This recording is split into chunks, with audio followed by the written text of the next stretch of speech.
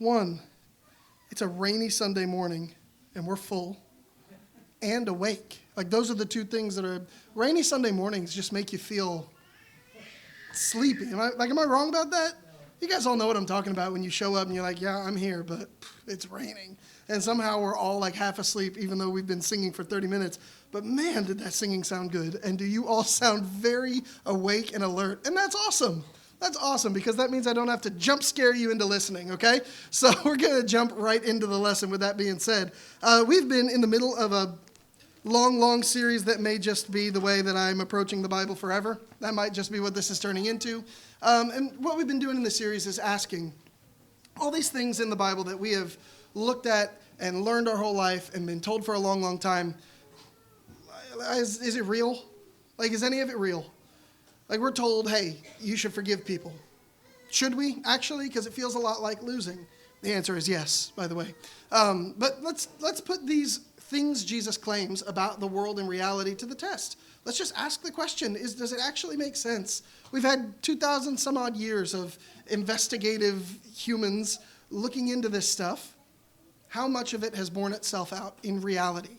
So we've done this with several different lessons, and then the inverse of this are trying to decipher the lies of the devil. If Jesus is telling us the truth about reality, then let's investigate also the lies that the devil is spinning. And we've looked at several different topics in that regard. But the one we're looking at today is the truth. The truth in reality is the title of the lesson. I think the emotional side of this, the piece of this that resonates more, is telling a lie. I don't mean for you to out yourself, but have you ever told a lie? Right? Like, none of you raised your hands, so all of you right now told a lie. All of us have done this at one time or another, where we have known the truth in our mind, and then what comes out of our mouth or what we do with our hands does not live in line with that truth that we know in our mind.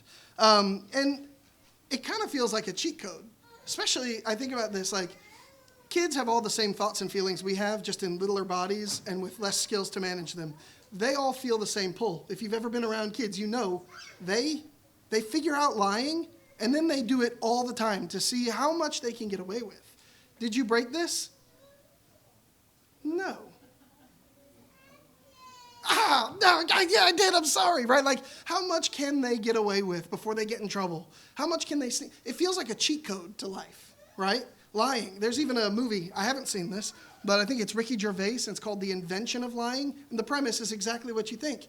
No one can lie. Everyone tells the truth except for Ricky Gervais. And he figures out that, what if I just didn't say the truth? And he becomes like, emperor of the universe or something. I don't know. I've not seen the movie. But you get the concept, right? It's like a cheat code. If everyone's honest and I'm not, I could get whatever I want from anybody, because they'll just think I'm honest like them, and I get to do the things I want. If you're in trouble at work, immediately someone says, hey, did you remember to send that report in? The lie is going to look like one of two things. Yes, absolutely. Hightail it back to your desk. Get the report finished. Send it in before they have time to check. Or, no, my dog was sick. My aunt is dying, right? Like, the lie is going to take maybe some various shades or various forms, but the instinct to do that is, like, I'm preaching to the choir, right? I know that because I'm preaching to humans. We've all had that instinct. And it's there, and it's like there's an emotional component to it. With my kids, one of the things that I do, because I'm aware of that inner struggle, is I tell them, you've got one more chance, and I'm going to pretend like it was the first time I asked you. But after this, if you lie again, you're going to be in trouble. Usually that's when I already know that they've lied. They don't know that, though. And so they have an opportunity to tell the truth, because that instinct, that impulse to just try to protect myself with a lie is as old as humans. As a matter of fact, there's a story about a guy in Genesis chapter 12 where he's headed into Egypt, and his wife is apparently really good looking, and he decides, let's tell a mostly true lie to save ourselves from being plundered by Pharaoh, because he's going to want to marry you, my wife, and if we just say you're my sister, then he can, and I won't be killed, and we'll see how it all works out, right? There's this impulse that's as old as humans to lie to protect ourselves. You could even maybe go back to Cain and Abel, where Cain doesn't necessarily lie, but he definitely kind of lies. Hey, where's Abel? God asks Cain, and Cain's response is that my job? Am I my brother's keeper? In actuality, God, I know he's in the ground over there because I murdered him. But what does he actually say is mostly true. No, it's not really his job. It's your mom and dad's job, I guess, to know where the kids are. And then you even go all the way back one chapter further to the beginning. The very first tool the devil ever pulled out was a lie. It feels like we've been fighting that battle as a species ever since, as a people ever since, the battle between truth and lies. And so, it makes a lot of sense to lie sometimes, right? It feels reasonable to tell a lie or to try to get away with something. And yet, the Bible holds out that is not the best way to live. Jesus says a lot of crazy things, like we've talked about in the past. Like when he says things like turn the other cheek, if someone strikes you on one cheek, turn the other cheek to them.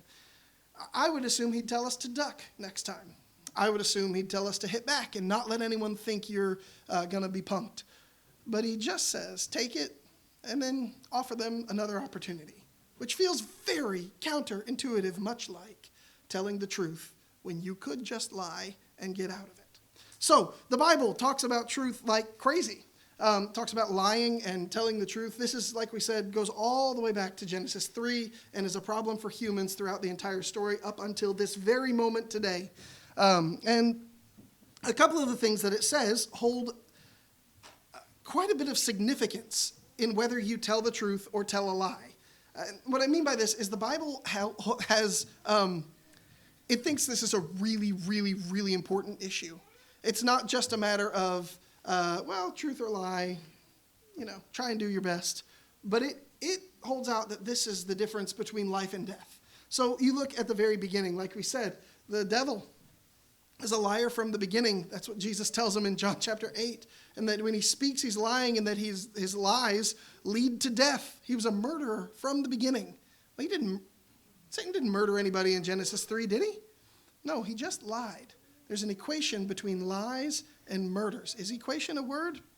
If it's not, we've talked about made-up words in communication. So Jesus equates lying and murder. Then you've got in Proverbs chapter 12.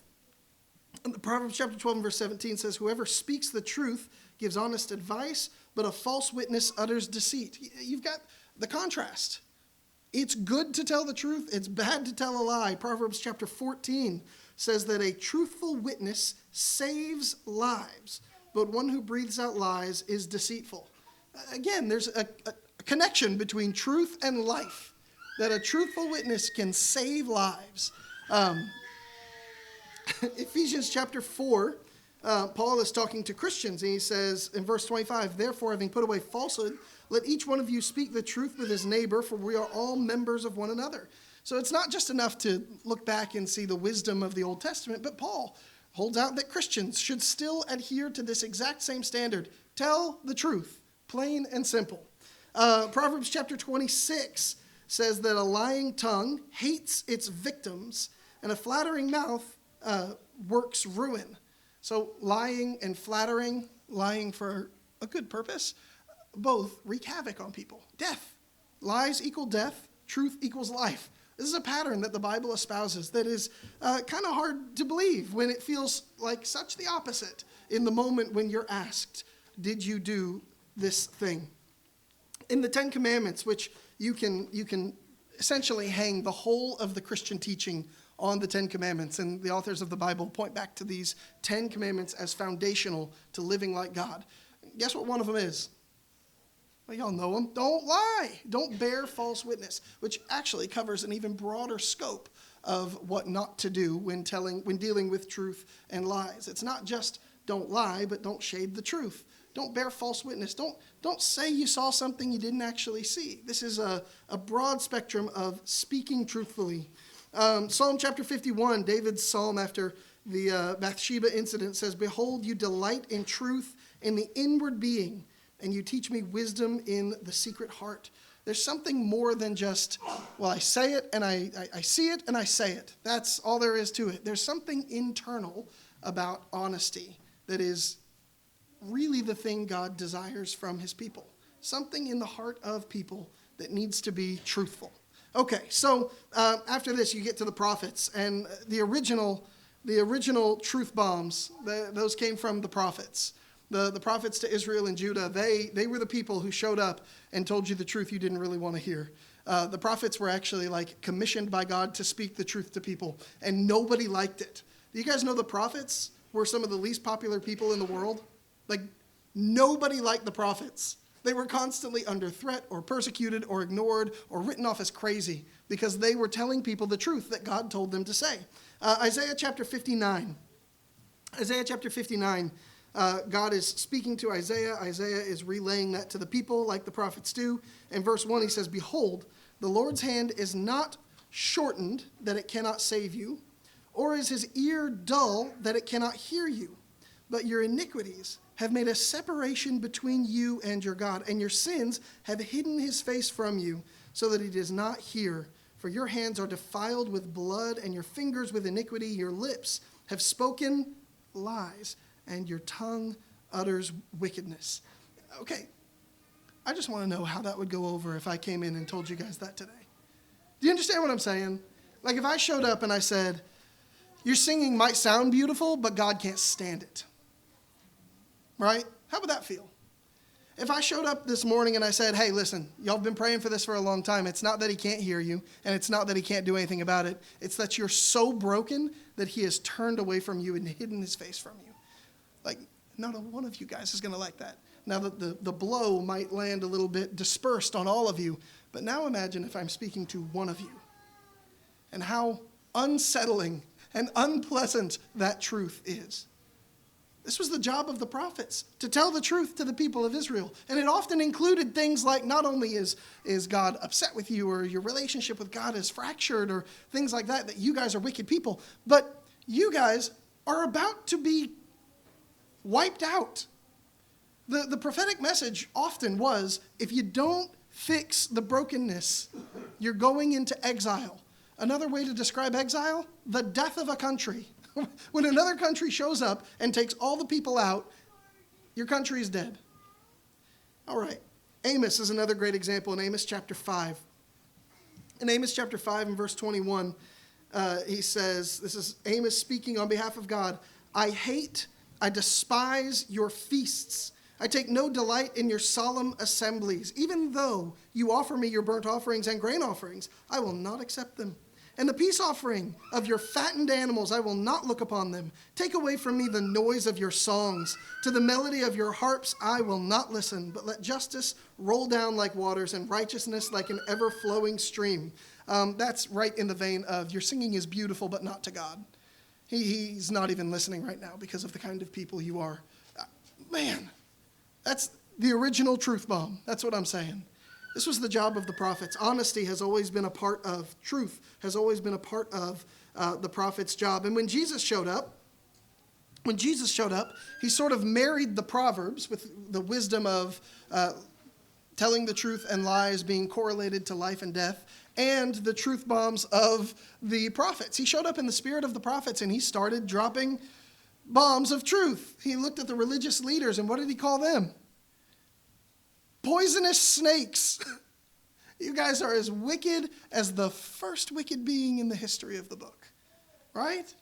You guys he references some of the prophets, honoring me with your lips and your hearts are far from me. He points out to the people who are trying to be religious and saying, you're like whitewashed tombs. You look really pretty on the outside and the inside stinks of death, full of dead men's bones.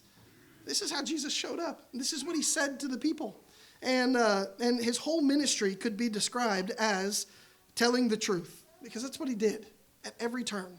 When someone was out of balance, when this woman, John chapter 8, was caught in the very act of adultery, Jesus told the truth. If you've never sinned, throw a stone. Stop people in their tracks. When the religious people were coming up and claiming that Jesus was preaching heresy, he then hit them with that snake's line. You brood of vipers.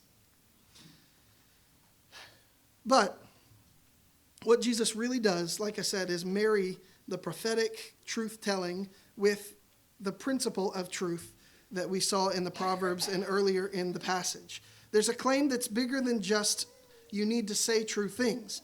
Jesus picks up that mantle, equating lying with death and truth with life. Another way to put the claim is that this way of living, the way of living that is telling the truth, actually gives you freedom in life, which is the passage that Toby read for us. John chapter 8 and verse 31, Jesus said to the Jews who had believed him, "If you abide in my word, you are truly my disciples, and you will know the truth, and the truth will set you free."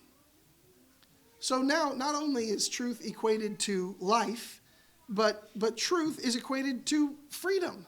That there's something about telling the truth that is going to alleviate burdens, right? Now, we all know that verse. And if I got up here this morning and I said, hey, Jesus said don't lie, I'm telling the truth. You guys all have something to hang on to and go home. But we're looking at the reality of these claims. That's what we've been doing. And so let's ask the question. 2,000 years of human history have borne out that forgiveness is in fact a life-giving force for you. You do forgiveness, you live longer and have a better life. Jesus wasn't just making stuff up, right? 2,000 years of human history have borne out the fact that sacrifice is in fact a blessing. 2,000 years have borne out that your words, the tongue, in fact does hold the power of life and death, like we talked about last time in this series. So what about this? Does the truth actually set you free? Or does it just get you into more trouble? Let's see what the psychologists say, all right? Throughout history, people have looked at happiness, telling the truth. More recently, in the last probably 100 years, they've done all kinds of various studies, peer-reviewed studies. You can look up a lot of this stuff online and verify some of these sources. I'm giving you the conclusions, and hopefully you can go do some of the digging, because it's fun. It's fun to learn this stuff. In the last 100 years, through psychological studies, peer-reviewed studies, they have linked telling the truth to happier people, healthier relationships, and more physical health. Here's the first bit, the better emotional health component of this. Telling the truth is linked to lower internal conflict. People who tell the truth regularly, not just I tell the truth sometimes, but I am a person who tells the truth. These people have less internal conflict, meaning they are living out the things that are in their head. And so they are not doing things that aren't in step with what's in their mind, which leads to measured levels of anxiety that are lower than average. Lower levels of anxiety and higher levels of mental clarity. Now, this is a reported mental clarity. They don't measure that by brain activity. But when people are found to be truth-telling people, they have lower anxiety and higher clarity and less internal conflict. In terms of relationships, telling the truth has led consistently to more trust in a person. If you are a truth-telling person, you are implicitly more trustworthy. People report as being able to trust truth-telling people more. You are also viewed in these surveys as a safer place emotionally. Now, you might hear that and think, well, I mean, wouldn't you rather someone lie to you to make you feel better? When actually, the studies have borne out that people who tell the truth are viewed as a safer emotional place. You are safer to come to someone who tells you the truth than you are to come to someone who lies. And truthfulness is linked to more intimate connections, forming deeper friendships and relationships with other people. Not only this, that's some of the stuff we probably knew, but as a result of some of this mental and emotional help that telling the truth gives you, distinct physical benefits come from simply telling the truth. Lower cortisol levels, that's the hormone linked to stress and anxiety. If you have lower cortisol levels, you implicitly have better blood pressure. You have better blood pressure and lower risk of heart disease because of these lower cortisol levels, which means telling the truth is linked to lower heart disease and lower stress. That's tangible, physical benefit of being a truthful person. It also has been linked to better sleep, which again, in tandem with all of these other things, links you to being a much, much healthier person. One of the biggest comments, though, in the research is that when you are a truthful person, your internal world and your external world are aligned. Like what is inside of you and what is outside of you match. And that is one of the biggest reasons, at least that they can tell right now, as for all of these mental and physical benefits of telling the truth. You are not only telling the truth, you are living the truth that's inside of you. Now, we'll say something about that in just a couple minutes, but one more example of this that's been evidence that this has been a true claim since Jesus said it, goodness, since the Proverbs writer said it, or back since the devil introduced lying to us in Genesis 3, is there's this thing that I'm sure we're all familiar with called Alcoholics Anonymous. Not because we're all alcoholics, of course, but we're all familiar with the concept. Alcoholics Anonymous is an incredible program. It has helped hundreds of thousands of people actually break from addiction. Not just alcoholics, but any kind of anonymous 12-step group has been verifiably borne out as incredibly effective at helping people break addiction cycles. Certainly not a silver bullet, but an impactful tool in that battle. When you look at Alcoholics Anonymous, does everybody know what step 1 is? Well, you all know how to introduce yourselves, don't you? Again, not because you're alcoholics, because we've seen the movies, is what I'm saying. But you say, hello, I'm Joseph, and I'm an alcoholic. You have to be honest. You can't show up to Alcoholics Anonymous and be like, I have a little bit of a problem. You're not being truthful. You don't get to share, right? Like, that's not going to go over. You have to be honest about the problem. Step 1, in fact, is admitting I am not in control. That's step 1 of Alcoholics Anonymous. Tell the stinking truth. Because if you're not telling the truth, inside you know what's going on. You know I'm not in control. You know I can't handle myself around alcohol or this substance that I'm battling. First thing you have to do is admit that to yourself so that your internal and your external world are in line. It's not just about telling the truth. It's about living the truth. You have to live in step with reality, in step with the truth. There are several steps. If you go look into how Alcoholics Anonymous is actually structured, the foundation is telling the truth. Almost every step is built on that. I believe step 5, you have to admit the wrongs out loud to another person. You have to speak the truth out loud to another person. I believe step 8 or 9 is making amends. And so you have to go to people you've hurt and admit that you've hurt them out loud and why that happened.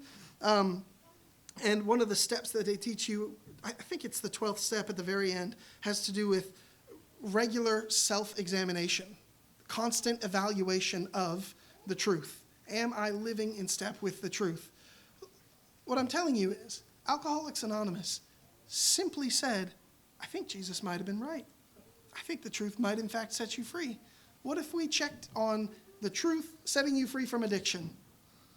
It's been borne out for decades now that it in fact makes an impact in battling addiction. The truth actually can set you free in that regard. What I'm trying to look at all this, listen, you guys don't want a psychological lesson or speech. You could go get a TED Talk for that, and they'd be a lot cooler and probably have a PowerPoint, okay?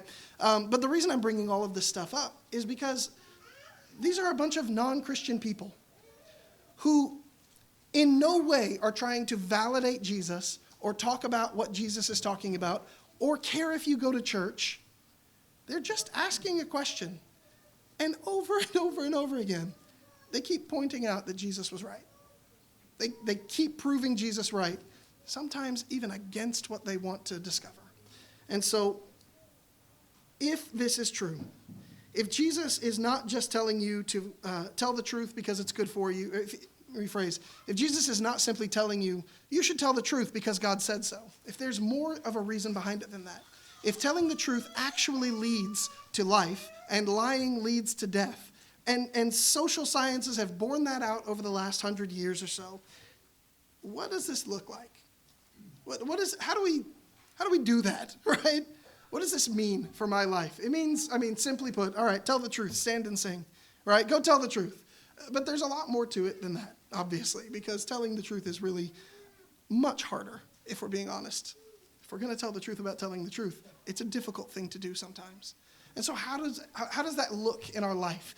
And moreover, if it's less about telling the truth in a moment and more about being a truthful person, a mindset of truthfulness, then what does that mean? Because anyone can tell the truth once, but we all know that there's a difference between someone telling the truth and a truthful person.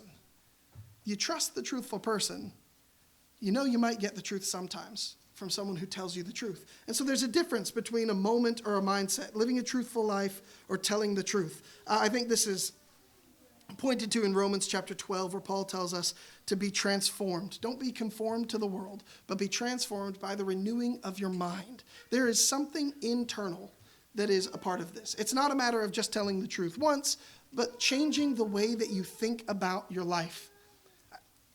Lying doesn't help me. All three of my kids at this point can tell you that that is a true statement. They all still battle with believing it, but all three of them can tell you that's what I've told them since they've been old enough to tell a lie. Lying doesn't help you. We can know that, but do we live it? Are we living that out? Do we actually believe that lying doesn't help you, or do we think lying is a cheat code? This is more than just telling the truth or a lie. It's about living out the truth. And often, I think we end up living out the lies. But obviously, these two are intimately connected. So an example, I think, is really helpful. Someone might believe, this is maybe a very broad, general example, but someone might believe that they are not a good enough person, right? Maybe it sounds like, I am not lovable.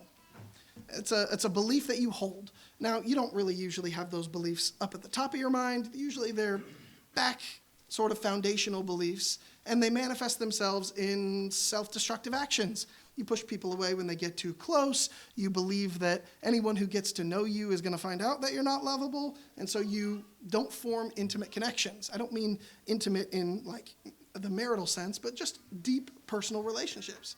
So, if you have that belief, I am not lovable, you're living a lie.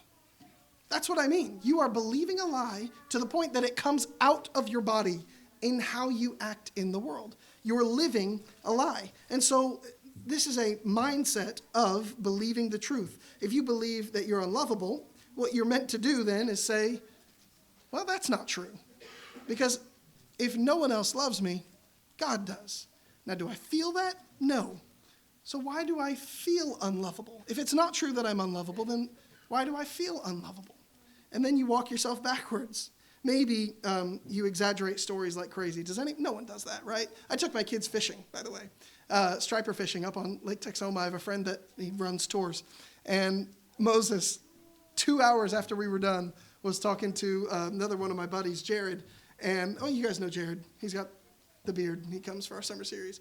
And Jared was like, hey, did you go fishing? And Moses said, oh, yeah. He said, did you catch any? He goes, yeah, they were this big. I'm telling you, man, it was like instinctual. Now, I don't think Moses was trying to lie. They did feel enormous to him.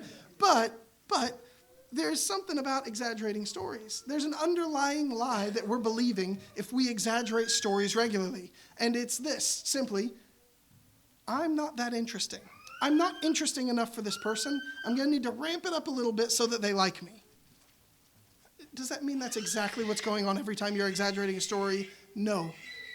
But we're trying to look at what might living a lie look like. What might this look like in your life? And here's it's my favorite part. It's not actually my favorite part. The Bible's my favorite part. But I love tying the Bible into Disney movies.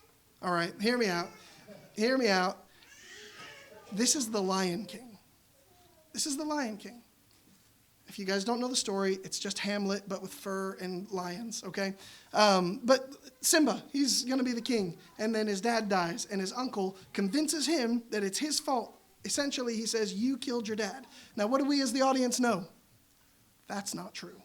However, that lie gets into Simba, and he exiles himself as a result of it because he's not worthy to be around people anymore.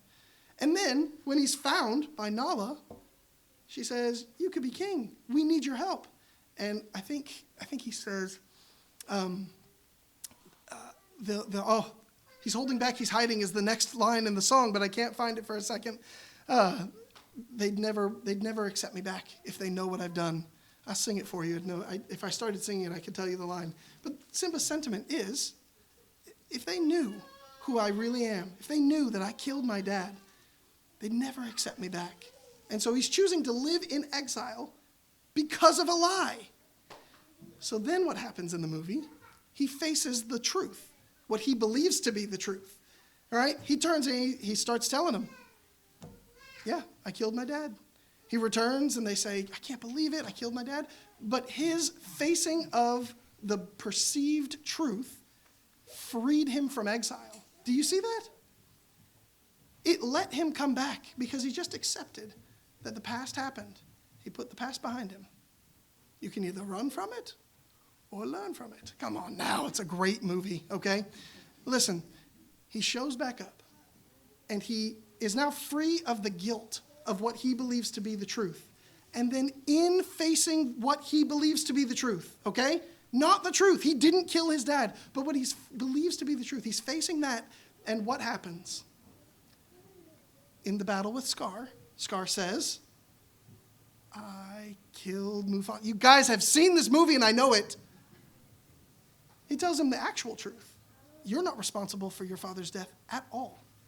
And he's completely free from all of the guilt, all of the shame. When we say the truth will set you free, what we mean is that, all right? The Lion King.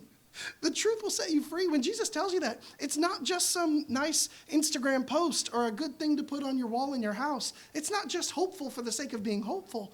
It's real. It's real.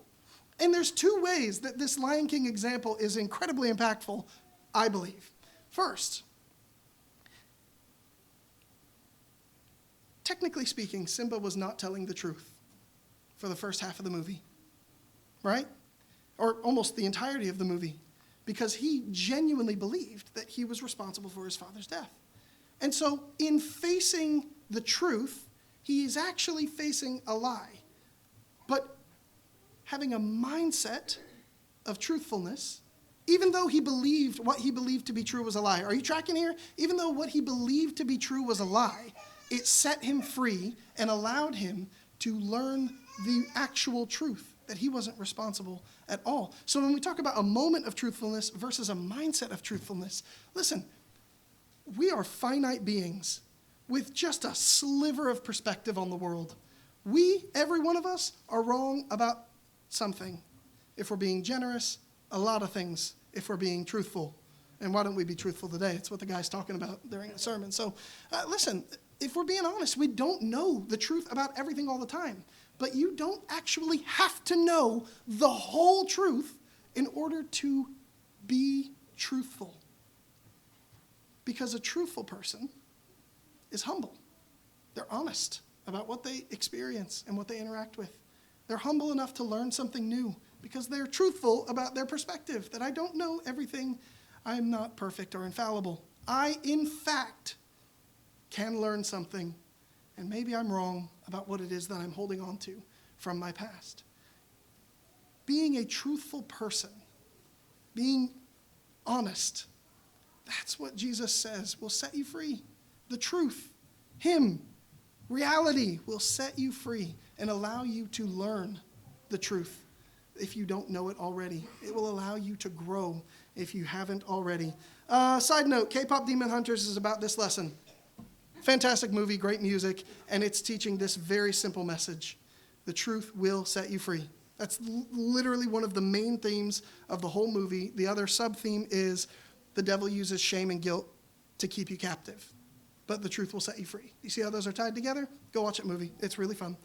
And the songs are fantastic. All right, last thing. How do we do this? What does it look like? We already said it looks like The Lion King. But practically speaking, if you are going to sit down today, when you go home, when you sit in your car and you're like, I am going to become a truthful person starting today, two things you need to know. Number one, it's not going to happen very quick. All right? Telling the truth is really hard. Old habits die hard, as they say. And old habits that you have used for a long, long time and are deeply ingrained into your heart and psyche. Listen, if it takes you weeks or months to quit biting your nails, it's going to take you a long time to shake out all the lies that are inside of you. All right? But the first thing is you got to know it's a process. It's a transformation, not a moment in time. Second thing is you have to be honest if you're going to be truthful. You got to take inventory. In Ephesians chapter 5, Paul tells the Christians in Ephesus, look carefully then how you walk, not as unwise, but as wise. The word there is the word circumspectly. I think the old King James or the ASV even uses that language. Walk then circumspectly, which is a way of saying, look around you. Take inventory. Evaluate how you're walking. Is what I'm doing walking in step with what is true? Am I possibly living truthfully right now, or am I living based on things that are not true? And remember, you're going to fail. This is a muscle you have to work out. There's a guy, actually, the thing I told you about my kids, giving them a chance to tell the truth. I learned that from a guy named John Deloney. He's a psychologist, and for a time, he was a dean of students at a university. And as dean of students, he is the one that gets all the things brought to him, things like sexual misconduct, accusations of sexual misconduct, or academic dishonesty. And what he would tell kids is he'd have them come in, college kids, and he'd say, hey, it's not going to be a fun conversation. I want you to know this is what you're accused of doing. Did it happen? What do they say? It doesn't matter what happened. The answer is no. Of course not. But I cheated on a test? Yeah, of course I did. I've been doing it for 3 years now, right? No. The answer is no. And so this was his advice to a lot of parents, actually. He said, what I would tell those kids was, I'm going to give you 24 hours because this is a really serious thing that we're dealing with. You're probably scared, probably nervous, and your default setting is to lie to try and get out of it. It's not going to help you. The only thing that will help you is to tell the truth. You got 24 hours to come back to me, and if you come back to me at any point within those next 24 hours, I'll pretend like I heard it for the first time from you. All right? After that, I have to function as if you're lying to me if we discover the truth. Listen, yeah, in moments when things are hard, when we're trying to work out that muscle of being honest all the time, being a truth-telling person, when we're trying to be set free from the lies that we've believed, it's going to be a process. So you exaggerated a story, to use a nice, innocuous example. You exaggerated a story. You went fishing, and it was this big. 5-6 minutes into the conversation, when you know that wasn't true, just say, hey, I'll be honest, it was 6 pounds. It's probably about this big, which was still a big fish, but I felt like I needed to make it bigger to be interesting. If you lie, tell the truth. It is actually as simple as that, to work out that muscle and slowly transform into the kind of person that looks like Jesus, the person who is a truth-telling person, the person who has freedom because they tell the truth about the world. They tell the truth about themselves. And when you do this claim that Jesus has made, that the truth will set you free and that telling the truth is good for you, it is. G.K. Chesterton said that the Christian life has not been tried and found wanting, but has been found difficult and therefore rarely tried. Listen, people haven't tried truthfulness and been like, that was terrible, it didn't work at all. They found it very difficult to tell the truth and therefore have defaulted to lying more often than not. If you want to help fix the world, if you want to help live in reality, tell the truth. Be a truthful person. And here's the truth of the matter about truth. God knows you. God knows exactly who you are. He knows all of you. You have never surprised God even one time. You think you tell God the truth. You confess to God. You're not really confessing, right? You're just telling him what he already knows. You're confessing to yourself in a lot of ways. And so if God knows you, and you've never surprised him, you've never told God a truth that he didn't already know, and if God knows the good, the bad, and the ugly of each and every one of us, me too, that means he took an inventory, and the verdict was, you were still worth dying for. I think the problem is that all too often we don't live that truth out in the world. You don't need to exaggerate stories. You don't need to tell people things they like to hear to get them to love you. You were worth dying for said God. End of story. It's actually not the end of the story. There's more to the story. And if you want to hear the rest of the story and respond to the invitation, if you need to know Jesus, if you need to be in a right relationship with God, or if you need prayers of the church, this is the time you can come and let us know. We love you and we'll help you. If you come forward while we stand and sing.